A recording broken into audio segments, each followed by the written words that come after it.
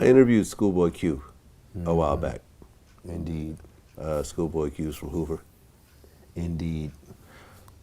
What he told me, and you know, he told me he was extremely active earlier in life.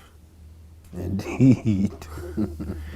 But what he said was that the gang situation in LA is far from what it was in the 90s. That shit is over with, kind of, like, you know what I mean? It takes a gang member, a real gang member, to step forward and actually do something or say something for it to actually stop. Like, I mean, I'ma still rap the way I rap, like, I'ma still rap, I mean, because that's where I'm from, but at the same time, it's just music. Don't want nobody to think that I'm out there actually doing that right now. Like, this is past history, like, stuff I'm talking about, honestly.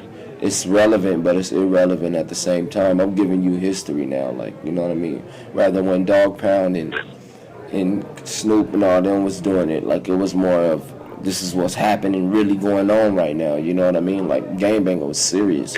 When, like, I used to be scared when certain Dog Pound songs come on, you know what I mean? Like, just looking at the video, because I look at the visual of it and I know what it really is. You get what I'm saying? Like, it's shit really going on like that. Like, the way that video looked, that's how niggas hang out. Like, it's not like that no more. Totally. Just like in the 90s, it was far from it was in the 80s. So you're saying the 80s was worse? Woo. Woo. The crack era, yeah, right. Woo. There we go. The birth of the crack era in the 80s. Eesh. Okay. Well, why do you think things have changed so much in the gang culture in LA? It's called evolution. Okay. Everything changes. It grows or depletes. It's one or the other. You know, and it's still here, though. That's one fact. Yeah. It's still here. Whether it's worse or not, irrelevant. It's still live in effect. Indeed. I interviewed Trady.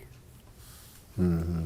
I asked him about how you see artists who join gangs after they become popular artists. Mm-hmm. This is what Trady had to say. You had an interesting trend recently. I mean, not you, but you've seen an interesting trend recently when you see people who haven't been affiliated with gangs, join gangs, affiliate themselves with gangs later on in life. You've seen that with like Lil Wayne. You've also seen it with Chris Brown. Yes. I don't know what the situation happened, you know, at that club with Chris Brown and Sugar or whatever, but you know, the first thought was, okay, this sounds like it's gang related. Yeah. You know what I mean? Just from the outside. From the outside. You know, how do you feel, you know, as someone that's been banging since 10 years old, how do you feel when someone who's rich and successful, that's never been around gangs before, decides in their mid-20s or so forth to start affiliating themselves with gangs? Well, I feel it has to either be a psychological defect where you don't want to enjoy your life and enjoy your wealth and, you know, ride around on boats and, you know, pop bottles and just you know, live a stress-free, you know, life as far as attracting unwanted attention and aggression upon yourself. Why would you want to be rich and start fighting people?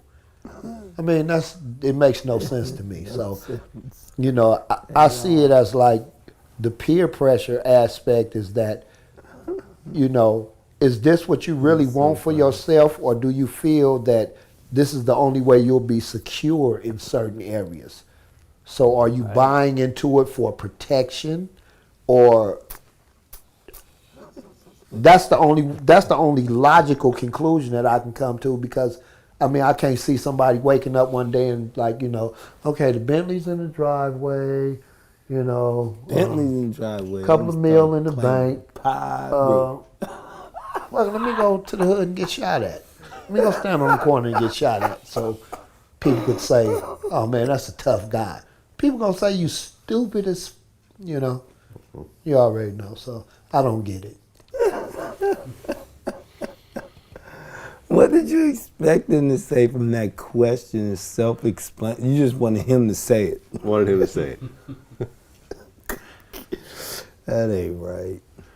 I Let them want boys be, man. If they want to do, they do. Let them do the do. They the ones got to write it out, cuz. Okay? Don't throw them under the bus. At least they ain't out hurting nobody. All right? Fair enough. Music saves lives. All these people making music, these kids, they making music and they doing something positive with themselves, and you know, they ain't hurting nobody, you know what I'm saying? Cause whatever choice they make, they gotta ride it out. That's what's gonna teach them how to be grown, to grow up. They make the wrong choice, they gotta pay the cost to be the boss. They're gonna have to learn the hard way, cuz. But there is always a cost when you affiliate. Pay the when cost you affiliate to yourself, be the boss. you've lost a lot of friends. You gotta pay the cost to be the boss. Okay? Yeah. You wanna be something, you gotta pay. There's no reason to ask the same questions over and over again. It's the same question that's been asked for over 3 to 4 years now. Who's real, who's not, who's this, who's that? I mean, who gives a fuck? All right? The kids ain't out harming nobody. The boys ain't out harming nobody.